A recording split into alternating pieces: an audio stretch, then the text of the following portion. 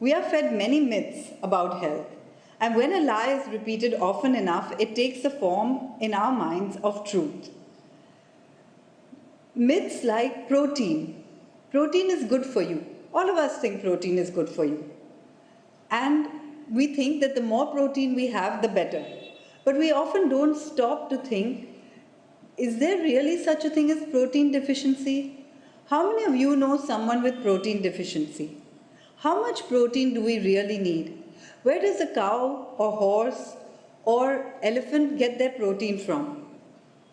Another myth is milk. We all think, and we're grown up being fed milk, and we often don't think about whether we need milk or not, just because the very first thing our parents teach us is how to eat, and the first food they often give us is milk.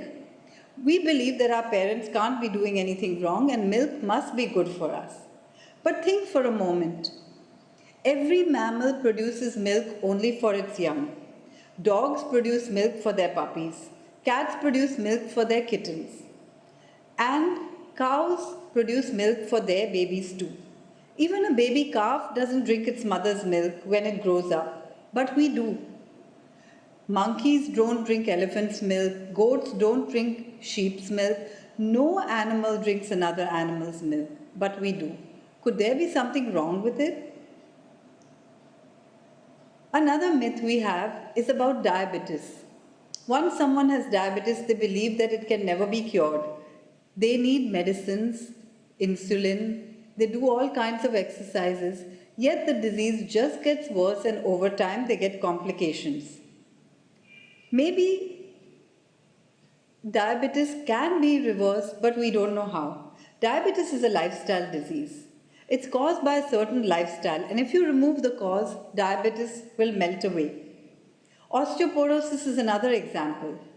Everyone thinks that osteoporosis is a deficiency of calcium, yet taking calcium, taking vitamin D, doing all these things doesn't cure osteoporosis many a time. Why is that?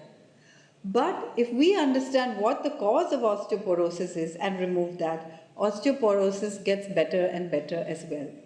Heart disease has the same story. We often go for bypass surgeries because we think there's no way out.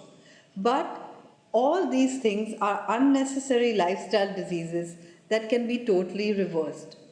Once we make the connection between the food that we eat and our diseases, diseases just melt away. You can reverse diabetes, heart disease, hypertension. You can reverse a whole host of other diseases like migraine headaches, asthma, joint complaints, just by making the connection between food that you're eating and the disease. Human beings, are the only animals that systematically make their food less nutritious before they eat it. We refine our foods, we process our foods, and due to all this, we get diseases.